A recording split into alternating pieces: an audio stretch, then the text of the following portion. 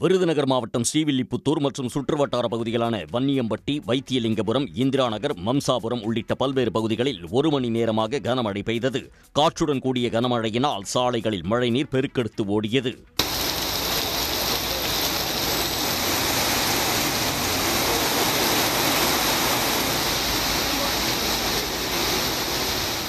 இதேபோல திருச்செந்தூர் சுற்றுவட்டார பகுதிகளான ஆறுமுகநேரி, ஆத்தூர், குரும்பூர் உள்ளிட்ட இடங்களில் மழை வெளுத்து வாங்கியது. இதனால் வெயிலின் தாக்கம் குறைந்து குளிர்ச்சியான சூழல் நிலவுவதால் மக்கள் மகிழ்ச்சி அடைந்தனர். சென்னை அரும்பாக்கம் பழுதாகி நின்ற ஆம்னி பேருந்தால் கடும் போக்குவரத்து நெரிசல் ஏற்பட்டது. கோயம்பேட்டில் இருந்து பொள்ளாச்சி செல்லும் தனியார் ஆம்னி பேருந்து நேற்றிரவு அரும்பாக்கம் பாஞ்சாலி அம்மன் கோயில் அருகே திரும்பிய போது சாலையின் நடுவே பழுதாகி நின்றது. இதனால் பூந்தமல்லி நெடுஞ்சாலையில் இரவு 10 மணி முதல் நள்ளிரவு 1 மணி வரை கடும் போக்குவரத்து நெரிசல் ஏற்பட்டது. ஏன்னா இவ்வளோ மக்கள் ஒவ்வொரு முக்கியமான நிகழ்ச்சிக்கு போகிறவங்க எவ்வளோ பாதிப்பு இருக்கும். ஏன்னா இப்படி ஒரு டிராஃபிக் ஆகிற அளவுக்கு இப்போ நாங்கள் போகக்கூடிய காரியம் கூட போக முடியாமல் சூழ்நிலை ஆகிப்போச்சு. சரிங்களா? இதே மாதிரி ஒவ்வொருத்தரும் என்னென்ன சூழ்நிலை வந்தாங்கன்னு தெரியல. 3 மணி நேரம் ஆகியும் பேருந்தின் பழுதை சரி செய்ய முடியாததால் போலீசாரும் பொதுமக்களும் இணைந்து பேருந்தை தள்ளி சாலையோரத்தில் நிறுத்தினர். இதனையடுத்து அப்பகுதியில் போக்குவரத்து சீரானது. மயிலாடுதுறை கடைமுக தீர்த்தவாரி துலா உற்சவத்தை முன்னிட்டு மாயூரநாதர் ஆலயத்தில் கொடியேற்றம் விழா வெகு விமர்சையாக நடைபெற்றது. காவிரி துலா கட்டத்தினை மையப்படுத்தி துலா உற்சவ தீர்த்தவாரி ஆண்டுதோறும் ஐப்பசி மாதம் 30 நாட்களுக்கு சிறப்பாக கொண்டாடப்பட்டு வருகிறது. அந்த வகையில் மாயூரநாதர் ஆலயத்தில் அபயாம்பிகை, மாயூரநாதர் உள்ளிட்ட பஞ்சமூர்த்திகள் எழுந்தருளி கொடியேற்றம் நடைபெற்றது.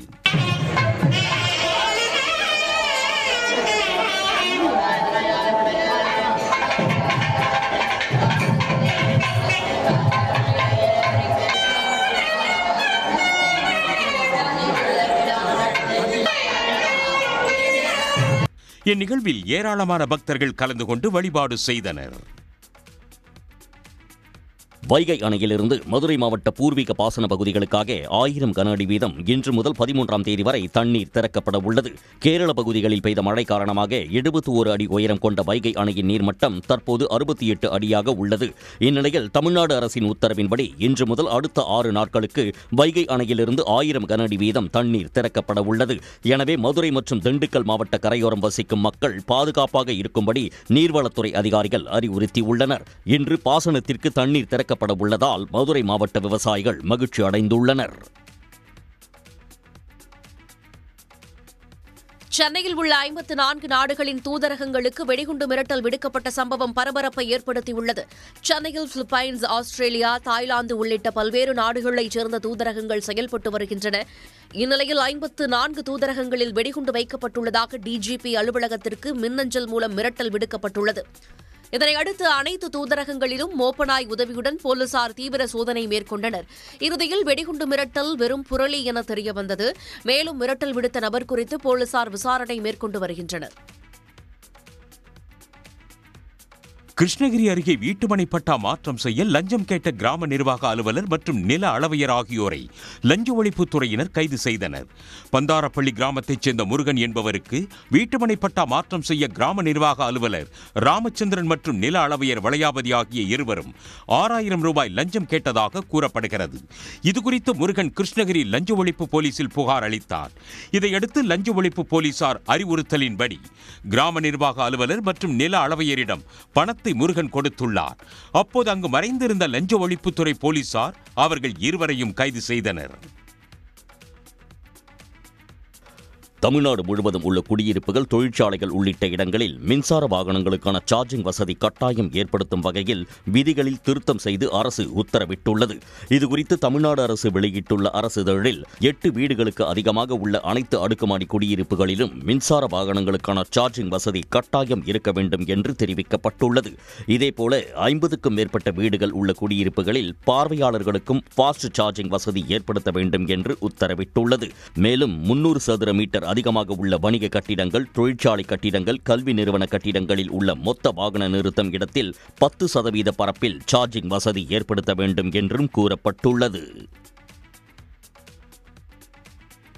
மதுரை விமான நிலையத்தில் புதிய வான் கட்டுப்பாட்டு கோபுரம் அடுத்த ஆண்டு ஜனவரி மாத இறுதியில் செயல்பாட்டுக்கு வரும் என விமான நிலைய இயக்குநர் தெரிவித்துள்ளார்.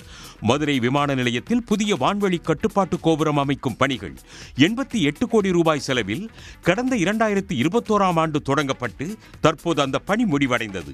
இந்த கோபுரம் 45 மீட்டர் உயரத்தில் 7 மாடி கொண்டு கட்டப்பட்டுள்ளது. இந்த கோபுரம் மூலம் விமான நிலையத்தில் விமானங்கள் சரியான நேரத்தில் தரையிறங்குவது, புறப்படுவதை எளிதாகவும் துல்லியமாக கையாளும் வகையில் அமைக்கப்பட்டுள்ளது.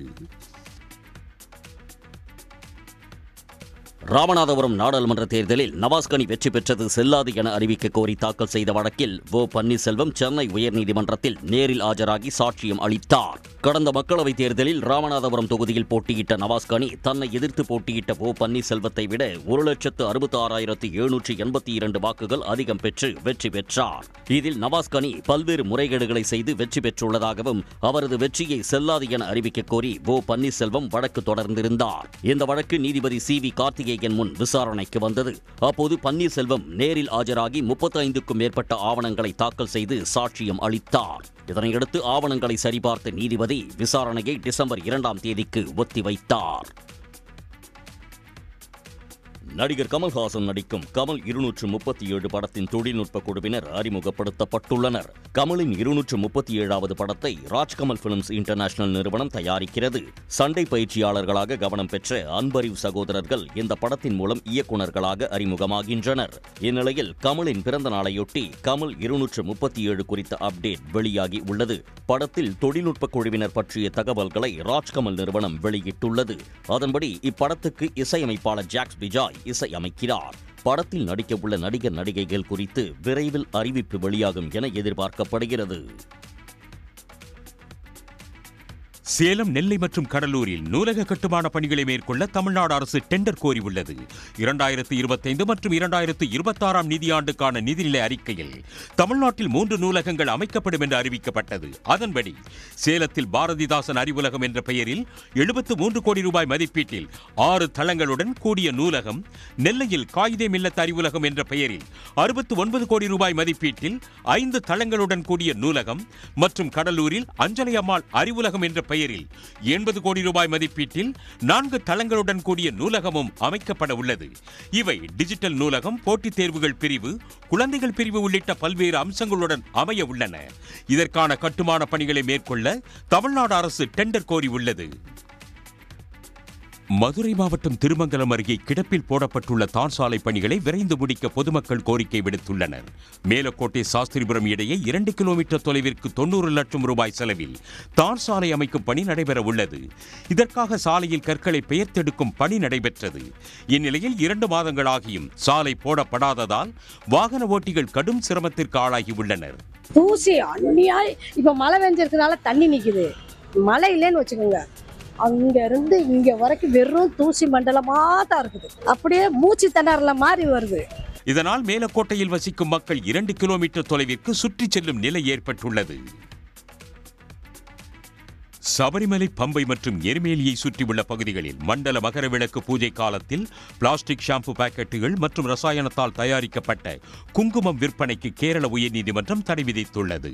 சபரிமலை வரும் பக்தர்களுக்கான வசதிகள் குறித்து தாமாக முன்வந்து வழக்கை எடுத்து விசாரித்த நீதிபதிகள் ராஜா விஜயராகவன், KV ஜெயக்குமார் ஆகியோர் அடங்கிய அமர்வு இந்த உத்தரவை பிறப்பித்தது.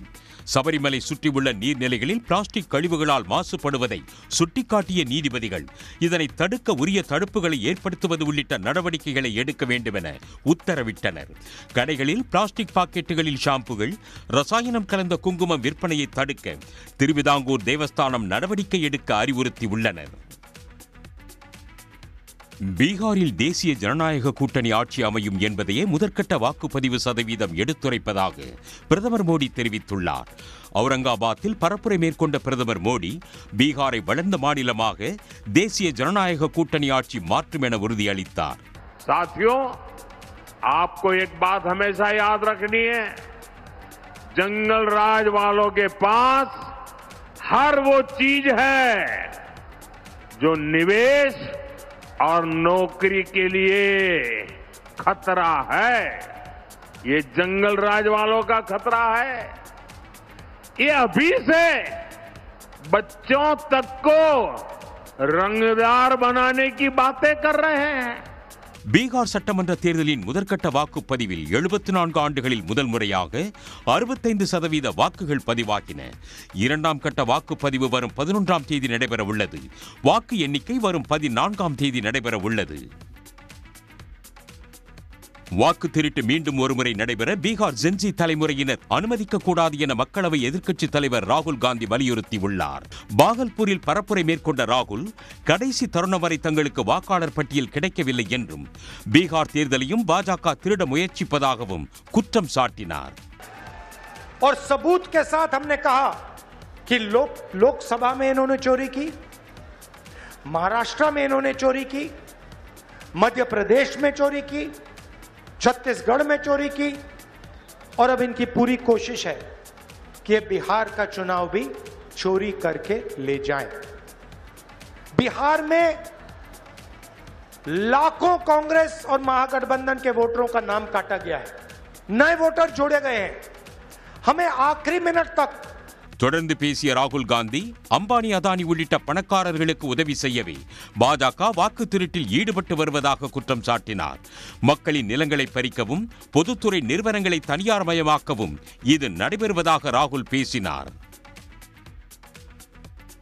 இந்திய மகளிர் கிரிக்கெட் வீராங்கனை ஸ்ரீசரணிக்கு 2,50,00,000 ரூபாய் பரிசு தொகையும் குரூப் 1 வேலையும் வழங்கப்படும் என ஆந்திர முதலமைச்சர் சந்திரபாபு நாயுடு அறிவித்துள்ளார். உலக கோப்பையை வென்ற இந்திய அணியில் விளையாடிய ஸ்ரீசரணி ஆந்திர முதலமைச்சர் சந்திரபாபு நாயுடு மற்றும் அமைச்சர் லோகேஷை சந்தித்து வாழ்த்து பெற்றார்.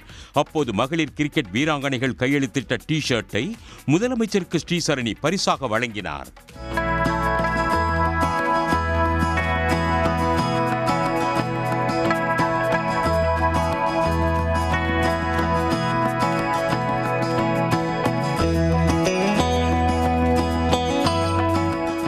கிரிக்கெட் வீராங்கனை ஸ்ரீசரணிக்கு 2,50,00,000 ரூபாய் பரிசு தொகை, கடப்பாவில் வீடு கட்ட 9,000 சதுரடி நிலம், குரூப் 1 அதிகாரியாக வேலை ஆகியவற்றை வழங்குவதாக சந்திரபாபு நாயுடு உறுதி அளித்தார்.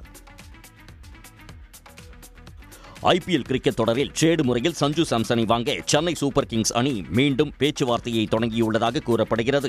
அடுத்த ஆண்டு ஐபிஎல் தொடருக்கு வீரர்களை தக்க வைப்பதற்கான கடைசி நாளாக நவம்பர் 15ஆம் தேதி அறிவிக்கப்பட்டுள்ள நிலையில் ட்ரேடு முறையில் வீரர்களை மாற்ற அணி நிர்வாகங்கள் போட்டியை தொடங்கியுள்ளன. அதன்படி ராஜஸ்தான் அணியிலிருந்து சஞ்சு சாம்சனை ட்ரேடு செய்ய விரும்பி சென்னை அணி முன்வந்தது. ஆனால் சாம்சனுக்கு பதிலாக ருதுராஜ் அல்லது ரவீந்திர ஜடேஜாவை கேட்டதால் பேச்சுவார்த்தையை சென்னை அணி கைவிட்டதாக கூறப்பட்டது. இருப்பினும் கெடுவுக்கு சில நாட்கள் மட்டுமே இருப்பதால் சஞ்சு சாம்சனை அணிக்கு கொண்டுவர சிஎஸ்கே அணி நிர்வாகம் மீண்டும் பேச்சுவார்த்தையை தொடங்கியுள்ளதாக கூறப்படுகிறது. இதனால் ரசிகர்கள் மத்தியில் எதிர்பார்ப்பு அதிகரித்துள்ளது. கேரளாவுக்கு ஆம்னி பேருந்துகள் இயக்கப்படாது என அனைத்து ஆம்னி பேருந்து உரிமையாளர் சங்கத்தினர் தெரிவித்துள்ளனர். தமிழ்நாட்டிலிருந்து கேரள மாநிலத்திற்கு சென்ற 30க்கும் மேற்பட்ட ஆம்னி பேருந்துகளை கேரள போக்குவரத்து துறையினர் சிறைபிடித்ததாக கூறப்படுகிறது. அப்பேருந்துகளில் பயணம் செய்த பயணிகள் நடுவழியிலேயே இறக்கப்பட்டுள்ளனர். சிறைபிடிக்கப்பட்ட ஆம்னி பேருந்துகளுக்கு கேரள போக்குவரத்து துறை 70 லட்சத்திற்கு மேல் அபராதம் விதித்துள்ளது. இந்த நிலையில் கேரள அரசை கண்டித்து தமிழ்நாடு ஆம்னி பேருந்து உரிமையாளர்கள் சங்கம் போராட்டத்தை அறிவித்துள்ளது. சர்வீஸ் நம்ம இயக்குனாவே ஒரு 5,000 ரூபா பெனிஃபிட் கிடைக்கிது, பெரிய விஷயம். இந்த சுச்சுவேஷனில் திடீர்னு ஒரு வாகனத்தை நிறுத்தி 2 லட்சம் அதுக்கு மேலே நீங்கள் அபராத தொகை கட்டுங்கன்னா இயக்கக்கூடிய சூழ்நிலையில். காரணம் என்ன கேட்டால், நம்ம தமிழகத்தில் வர கேரளாவை சேர்ந்த வாகனங்கள் தமிழகத்துக்கு வரும்போது தமிழகத்தில் சாலை வரி வாங்குகிறாங்க. அதனால் நீங்கள் தமிழகத்தை சேர்ந்த பேருந்துகள் மட்டும் இங்கே கட்டுங்க, சாலை வரியை செலுத்தி அதுக்கு அபராதமாக சேர்த்து கட்டி இயக்குங்கன்னு சொல்கிறாங்க. சபரிமலை சீசன் தொடங்க உள்ள நிலையில் இரு மாநிலங்களுக்கு இடையில் ஆம்னி பேருந்துகள் இயங்காது என்று அறிவித்திருப்பது பரபரப்பை ஏற்படுத்தியுள்ளது. தென் மாவட்டங்களில் இன்றும் நாளையும் கனமழைக்கு வாய்ப்புள்ளதாக சென்னை வானிலை ஆய்வு மையம் தெரிவித்துள்ளது. தமிழகத்தில் வடகிழக்கு பருவமழை தொடங்கிய போது பரவலாக கனமழை பெய்த நிலையில் கடந்த சில நாட்களாக குறைந்துள்ளது. இந்நிலையில் தமிழ்நாட்டின் பல்வேறு இடங்களில் பரவலாக மழை தொடரும் என சென்னை வானிலை ஆய்வு மையம் தெரிவித்துள்ளது. இன்று நெல்லை, கன்னியாகுமரி, தென்காசி, தூத்துக்குடி மாவட்டங்களிலும் நாளை கன்னியாகுமரி, நெல்லையில் கனமழை பெய்யக்கூடும் எனவும் கணித்துள்ளது. இதனிடையே வங்கக்கடலில் அடுத்த வாரம் 2 புதிய காற்றழுத்த தாழ்வு பகுதி உருவாக உள்ளதாக கணிக்கப்பட்டுள்ள நிலையில் அதன் பிறகு பருவமழை மீண்டும் தீவிரமாகும் என எதிர்பார்க்கப்படுகிறது. திமுகவின் 75வது ஆண்டு நிறைவை ஒட்டி திமுக இளைஞரணி சார்பில் நடைபெறும் திமுக 75 அறிவு திருவிழாவை சென்னை வள்ளுவர் கோட்டத்தில் காலை 9:30 மணி அளவில் முதலமைச்சர் மு.க.ஸ்டாலின் தொடங்கி வைக்கிறார். இந்த நிகழ்ச்சியில் காலத்தின் நிறம் கருப்பு சிவப்பு புத்தகத்தை முதலமைச்சர் மு.க.ஸ்டாலினிடமிருந்து திமுக பொதுச் செயலாளரும் அமைச்சருமான துரைமுருகன் பெற்றுக் கொள்கிறார். முதலமைச்சர் தொடங்கி வைக்கும் இருவண்ண கொடிக்கு வயது 75 கருத்தரங்கம் 10 அமர்வுகளுடன் இன்றும் நாளையும் நடைபெறவுள்ளது. இதில் திமுக எம்பிக்கள், அமைச்சர்கள், திராவிட கழக நிர்வாகிகள், பொருளாதார அறிஞர்கள், மூத்த பத்திரிகையாளர்கள் உள்ளிட்டோர் பல்வேறு தலைப்புகளில் கருத்துரை வழங்க உள்ளனர். நாளை மாலை துணை முதல்வர் உதயநிதி ஸ்டாலின் கருத்தரங்க நிறைவு உரை ஆற்றவுள்ளார். திமுக 75 அறிவு திருவிழாவை ஒட்டி முற்போக்கு புத்தக காட்சியும் நடைபெறவுள்ளது. தென் மாவட்டங்களில் இன்றும் நாளையும் கனமழைக்கு வாய்ப்புள்ளதாக சென்னை வானிலை ஆய்வு மையம் தெரிவித்துள்ளது. தமிழகத்தில் வடகிழக்கு பருவமழை தொடங்கிய போது பரவலாக கனமழை பெய்த நிலையில் கடந்த சில நாட்களாக குறைந்துள்ளது. இந்நிலையில் தமிழ்நாட்டின் பல்வேறு இடங்களில் பரவலாக மழை தொடரும் என சென்னை வானிலை ஆய்வு மையம் தெரிவித்துள்ளது. இன்று நெல்லை, கன்னியாகுமரி, தென்காசி, தூத்துக்குடி மாவட்டங்களிலும் நாளை கன்னியாகுமரி, நெல்லையில் கனமழை பெய்யக்கூடும் எனவும் கணித்துள்ளது. இதனிடையே வங்கக்கடலில் அடுத்த வாரம் 2 புதிய காற்றழுத்த தாழ்வு பகுதி உருவாக உள்ளதாக கணிக்கப்பட்டுள்ள நிலையில் அதன் பிறகு பருவமழை மீண்டும் தீவிரமாகும் என எதிர்பார்க்கப்படுகிறது. செங்கல்பட்டு மாவட்டம் சிங்கப்பெருமாள் கோவில் அருகே நடுவழியில் தனியார் பேருந்து பழுதாகி நின்றதால் 5 கிலோமீட்டர் தொலைவுக்கு வாகனங்கள் அணிவகுத்து நின்றன. வார இறுதி நாள் என்பதால் விடுமுறையை கழிக்க சென்னையில் வசிக்கும் மக்கள் தங்கள் சொந்த ஊர்களுக்கு கார், பேருந்து உள்ளிட்ட வாகனங்களில் அதிக அளவு பயணித்தனர். இதனால் கடும் போக்குவரத்து நெரிசல் ஏற்பட்டது. இந்த நிலையில் சிங்கப்பெருமாள் கோவில் அருகே அதிகாலை 3 மணி அளவில் தனியார் பேருந்து பழுதாகி நின்றதால் மறைமலை நகர் வரை சுமார் 5 கிலோமீட்டர் தொலைவுக்கு வாகனங்கள் அணிவகுத்து நின்றன. போக்குவரத்து காவலர் எவரும் நிகழ்விடத்திற்கு வராத சூழலில் பேருந்து ஊழியர்கள் மற்றும் பொதுமக்கள் உதவியுடன் பேருந்து சாலையோரம் கொண்டு வரப்பட்டது. இதையடுத்து சுமார் 2 மணி நேரத்திற்கு பின் போக்குவரத்து சீரானது. சென்னை அரும்பாக்கம் அருகே சாலையில் பழுதாகி நின்ற ஆம்னி பேருந்தால் கடும் போக்குவரத்து நெரிசல் ஏற்பட்டது.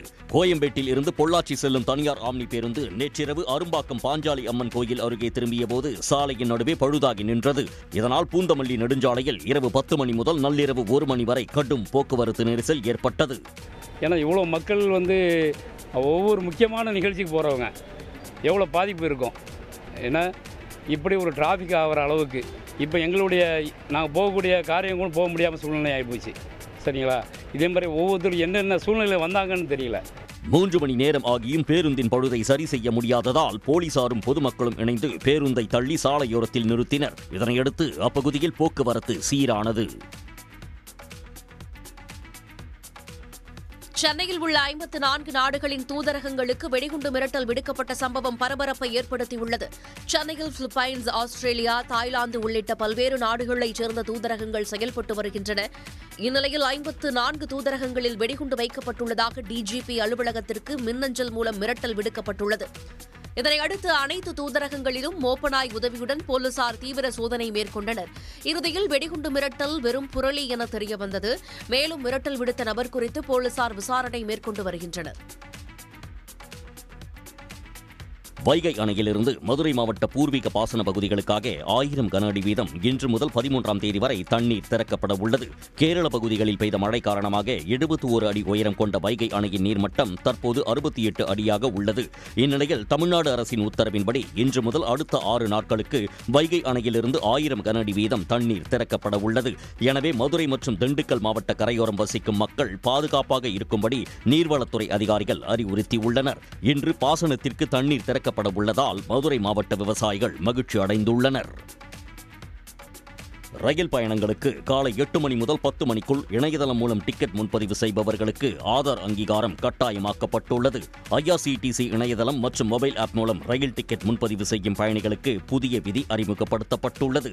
இதன்படி இனி பிரபல ரயில்களில் இருக்கைகளுக்கான அதிக தேவை உள்ள காலை 8 மணி முதல் 10 மணி வரையிலான 2 மணி நேரத்தில் ஆதார் அங்கீகாரம் இன்றி டிக்கெட் முன்பதிவு செய்ய முடியாது. மோசடிகளை தடுத்து உண்மையான பயணிகளுக்கு முன்பதிவு பயணச்சீட்டு கிடைப்பதை உறுதி செய்ய இந்த புதிய முறை கொண்டுவரப்பட்டுள்ளதாக ரயில்வே அமைச்சகம் தெரிவித்துள்ளது. கடந்த 28ஆம் தேதி தொடங்கிய இந்த புதிய விதி IRCTC-யின் அதிகாரப்பூர்வ அறிவிப்பின்படி அமலுக்கு வந்துள்ளது. ஆதார் இணைக்கப்படாத பயணிகள் இந்த 2 மணி நேரத்திற்கு பிறகு, அதாவது காலை 10 மணிக்கு பிறகு டிக்கெட்டுகளை புக் செய்யலாம். விமான நிலைய கட்டுப்பாட்டு அமைப்பில் ஏற்பட்ட தொழில்நுட்ப கோளாறு சரி செய்யப்பட்டு டெல்லி விமான நிலையம் இயல்பு நிலைக்கு திரும்பியுள்ளது. டெல்லி இந்திரா காந்தி சர்வதேச விமான நிலையத்தில் ஏற்பட்ட தொழில்நுட்ப கோளாறால் நேற்று 800க்கும் மேற்பட்ட விமானங்கள் தாமதமடைந்தன. மும்பை, லக்னோ மற்றும் பிற விமான நிலையங்களிலும் சேவைகள் பாதிக்கப்பட்டு 20 விமானங்கள் ரத்து செய்யப்பட்டன. தொடர்ந்து விமான போக்குவரத்து கட்டுப்பாட்டு அமைப்பு சீரமைக்கப்பட்டு தற்போது இயல்பு நிலைக்கு திரும்பியதாக இந்திய விமான நிலைய ஆணையம் தனது எக்ஸ் வலைதள பக்கத்தில் தெரிவித்துள்ளது. எனினும் மேலும் சில சிக்கல்களை தீர்க்க வேண்டியிருப்பதால் டெல்லி விமான நிலையத்திற்கு செல்வதிலும் திரும்புவதிலும் சில தாமதங்கள் இருக்கலாம் என்றும் தெரியவந்துள்ளது. இந்தியா ஆஸ்திரேலியா அணிகள் இடையிலான கடைசி மற்றும் 5வது T20 போட்டி பிரிஸ்பேன் நகரில் இன்று நடைபெறும் நிலையில் இந்திய அணி தொடரை வெல்லுமா என்ற எதிர்பார்ப்பு எழுந்துள்ளது. ஆஸ்திரேலியா சென்றுள்ள சூரியகுமார் யாதவ் தலைமையிலான இந்திய T20 கிரிக்கெட் அணி 5 போட்டிகள் கொண்ட தொடரில் ஆடி வருகிறது. ஒரு போட்டி டிரா ஆன நிலையில் கடைசியாக முடிந்த 3 போட்டிகளில் 2இல் வென்றுள்ள இந்தியா 2-1 என்ற கணக்கில் முன்னிலை வகிக்கிறது. கடந்த 17 ஆண்டுகளாக ஆஸ்திரேலியா மண்ணில் T20 போட்டி தொடர்களை இழக்காத பெருமை இந்திய அணிக்கு உண்டு. அந்த பெருமையை இந்த தொடரிலும் இந்திய அணி தக்க வைத்துள்ளது. இன்றைய போட்டியில் இந்தியா தொடரை கைப்பற்ற முனையும் அதே நேரத்தில் போட்டியில் வென்று தொடரை சமன் செய்ய ஆஸ்திரேலியா போராடும் என்பதால் இன்றைய போட்டியில் விறுவிறுப்புக்கு பஞ்சம் இருக்காது. கிருஷ்ணகிரி அருகே வீட்டுமனை பட்டா மாற்றம் செய்ய லஞ்சம் கேட்ட கிராம நிர்வாக அலுவலர் மற்றும் நில அளவையர் ஆகியோரை லஞ்ச ஒழிப்புத்துறையினர் கைது செய்தனர். பந்தாரப்பள்ளி கிராமத்தைச் சேர்ந்த முருகன் என்பவருக்கு வீட்டுமனை பட்டா மாற்றம் செய்ய கிராம நிர்வாக அலுவலர் ராமச்சந்திரன் மற்றும் நில அளவையர் வளையாபதி ஆகிய இருவரும் 6000 ரூபாய் லஞ்சம் கேட்டதாக கூறப்படுகிறது. இதுகுறித்து முருகன் கிருஷ்ணகிரி லஞ்ச ஒழிப்பு போலீசில் புகார் அளித்தார். இதையடுத்து லஞ்ச ஒழிப்பு போலீசார் அறிவுறுத்தலின்படி கிராம நிர்வாக அலுவலர் மற்றும் நில அளவையரிடம் பணத்தை முருகன் கொடுத்துள்ளார். அப்போது அங்கு மறைந்திருந்த லஞ்ச ஒழிப்புத்துறை போலீசார் அவர்கள் இருவரையும் கைது செய்தனர். வார இறுதி வர்த்தக நாளான இன்று சென்னையில் ஆபரண தங்கம் விலை சவரனுக்கு 240 ரூபாய் உயர்ந்துள்ளது. 22 கேரட் ஆபரண தங்கம் விலை நேற்று சவரனுக்கு 400 ரூபாய் குறைந்து 90,160 ரூபாய்க்கு விற்பனையானது. இந்நிலையில் சவரனுக்கு இன்று 240 ரூபாய் உயர்ந்துள்ளது. சந்தைகளில் ஆபரண தங்கம் கிராம் 11,300 ரூபாய்க்கும் சவரன் 90,400 ரூபாய்க்கும் விற்பனையாகிறது. வெள்ளி விலை மாற்றம் செய்யப்படாமல் கிராம் 165 ரூபாய்க்கு வர்த்தகமாகிறது. தூத்துக்குடியைச் சேர்ந்த தொடக்கப்பள்ளி தலைமை ஆசிரியர் நெல்சன் பொன்ராஜ் என்பவர் தனது பள்ளி மாணவர்கள் 20 பேரை சொந்த செலவில் சென்னைக்கு விமானத்தில் அழைத்து வந்துள்ளார். மாணவர்களின் விமான பயண கனவை நிறைவேற்றிய ஆசிரியர் பொன்ராஜை மாவட்ட ஆட்சித்தலைவர் இளம்பகவத் தூத்துக்குடி விமான நிலையம் சென்று நேரில் பாராட்டினார். சென்னையில் கன்னிமாரா நூலகம், அருங்காட்சியகம், தலைமைச் செயலகம் தலைவர்களின் நினைவிடங்களை மாணவர்கள் சுற்றி பார்க்கின்றனர். மாணவர்களின் விமான கனவு மற்றும் சென்னையை சுற்றி காட்டும் ஆசையை நிறைவேற்ற ஆசிரியர் ஒருவர் சுமார் 1.5 லட்சம் ரூபாய் செலவு செய்வது அனைவரிடமும் பாராட்டை பெற்றுள்ளது. விமானம் மூலம் பயணம் போகிறோம். நாங்கள் மொத்தம் 20 பேர் போகிறோம். இப்போ கரண்ட்ல இன்டர் படிக்கிற பிள்ளைங்க, 5ஆவது படிக்கிற பிள்ளைங்க 11 பேர், பழைய பசங்க ஒரு 6 பேர் இன்டர் படிச்சுட்டு இப்போ சென்ட் சேவியர்ஸில் ஹைஸ்கூலில் படிக்கிறாங்க. அவங்க ஒரு 6 பேர். அது மொத்தம் டீச்சர்னா சேர்த்து 20 பேர் பயணம் பண்ணுறோம். சார் வந்துட்டு ஃப்ளைட்டில் கூட்டிகிட்டு போகிறாங்க. எங்களுக்கு வந்துட்டு ரொம்ப மகிழ்ச்சியாக இருக்குது. அதுக்கடுத்து நைட்டு வரும்போதில் வந்துட்டு நாங்கள் ட்ரெயினில் வருவோம். எங்களுக்கு அதுவும் ரொம்ப மகிழ்ச்சியாக இருக்குது. நாங்கள் வந்துட்டு மெட்ரோ ட்ரெயின்லலாம் போவோம். எங்களுக்கு ரொம்ப ஹாப்பியாக இருக்குது. மேலும் மெட்ரோ ரயிலில் பயணிக்கும் மாணவர்கள் எழும்பூர் வந்து அங்கிருந்து இன்றிரவு முத்துநகர் எக்ஸ்பிரஸில் கிளம்பி நாளை காலை தூத்துக்குடி திரும்புகின்றனர். திண்டுக்கல் மாவட்டம் கொடைரோடு அருகே காற்றாலையின் ரக்கை ஏற்றி சென்ற லாரி கவிழ்ந்து விபத்துக்குள்ளானது. மகாராஷ்டிராவை நோக்கி ராட்சச காற்றாலை இறக்கையை ஏற்றிச் சென்ற லாரி மதுரை திண்டுக்கல் 4 வழிச்சாலையில் ஓட்டுநரின் கட்டுப்பாட்டை இழந்து சாலையின் நடுவே கவிழ்ந்தது. இந்த விபத்தில் ஓட்டுநர் மற்றும் பணியாளர்கள் சிறிய காயங்களுடன் அதிர்ஷ்டவசமாக உயிர் தப்பினர். காற்றாலையின் ரக்கை எதிர் திசை சாலையில் விழுந்ததால் போக்குவரத்து கடுமையாக பாதிக்கப்பட்டது. இதனால் வாகனங்கள் நீண்ட வரிசையில் அணிவகுத்து நின்றன. தகவலறிந்து சம்பவ இடத்திற்கு வந்த காவல்துறையினர் போக்குவரத்தை சரி செய்யும் பணியில் ஈடுபட்டனர். தூத்துக்குடி தருவைக்குளம் மீனவ கிராமத்தில் பல லட்சம் ரூபாய் மதிப்புள்ள மீனவர்களின் வலைகள் திருடப்பட்ட விவகாரத்தில் நடுக்கடலில் படகுகளில் தள்ளுமுள்ளு நடந்ததால் பரபரப்பு ஏற்பட்டுள்ளது. தருவைக்குளம் விசைப்படகு மீன்பிடி துறைமுகத்தில் நிறுத்தி வைக்கப்பட்டுள்ள படகுகளில் இருந்து வலைகள், சிலிண்டர்கள் மற்றும் சமையல் அடுப்புகள், மீன்பிடி உபகரணங்கள் ஆகியவை தொடர்ந்து காணாமல் போயின. தருவைக்குளத்தைச் சேர்ந்த ஆழ்கடல் மீன்பிடி தொழிலில் ஈடுபட்டுள்ள ரெக்சன் என்பவரே இந்த திருட்டில் ஈடுபட்டது தெரியவந்துள்ளது. இதனால் ரெக்சனின் விசைப்படகு தருவைக்குளம் மீன்பிடி துறைமுகத்திற்கு வந்தபோது படகில் இருந்தவர்களுக்கும் பொருட்களை பறிகொடுத்தவர்களுக்கும் இடையே தள்ளுமுள்ளு மோதல் நடந்ததால் பரபரப்பு ஏற்பட்டது.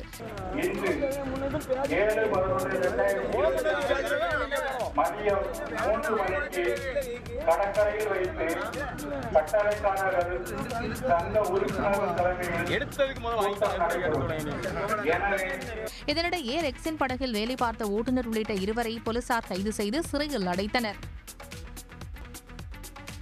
திருப்பதி ஏழுமலையான் கோயிலில் லட்டு தயாரிக்க பயன்படும் நெய்யில் கலப்படம் செய்த விவகாரத்தில் மேலும் ஒருவரை போலீசார் கைது செய்துள்ளனர். கடந்த YSR காங்கிரஸ் ஆட்சியின் போது லட்டு தயாரிக்க பயன்படுத்தப்படும் நெய்யில் விலங்கு கொழுப்புகள் கலப்படம் செய்யப்பட்டுள்ளதாக புகார் எழுந்தது.